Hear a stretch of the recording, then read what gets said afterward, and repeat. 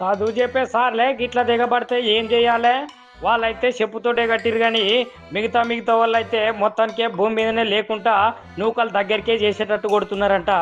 ఈ ముచ్చట విన్నోళ్ళందరూ.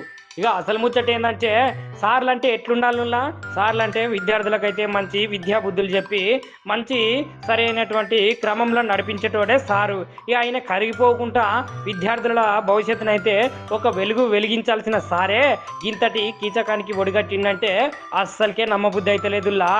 ఇగో అసలు ముచ్చట్లకు పోతే బాలికకైతే ఫోన్లల్లా అసభ్యకరమైన వీడియోలు అయితే చూపిస్తున్నాడట ఈ టీచరు. ఇక వానికి ఏం చేసిరట అంటే వాళ్ళ తల్లిదండ్రులు ఈ అమ్మాయి ఏడ్చుకుంటా పోయి ఇంటికాడ వాళ్ళ అవ్వాయికైతే ముచ్చడి చెప్పుడుతోటే వాళ్ళ అవ్వాయి కోపంతో బిర్రుగా వచ్చి ఆ సార్నైతే చెప్పులతోటైతే దేహశుద్ధి చేసిరట. ఈ ముచ్చట ఎక్కడ జరిగిందంటే మహబూబాబాద్ జిల్లా ఉన్నది కదా, గా జిల్లాల సిరోల్ అనే మండలంలో సక్రం నాయక్ తండాలనైతే ప్రాథమిక పాఠశాలల ఈ ఘటన చోటు చేసుకున్నది.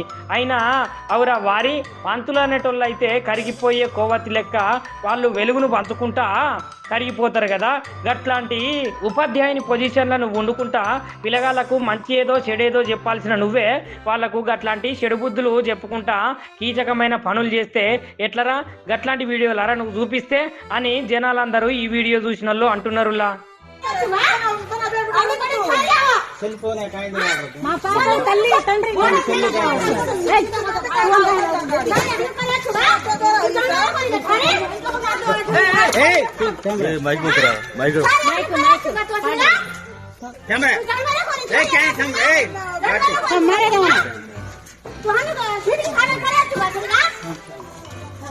ఏం చేయట్లేమ్మా మీరు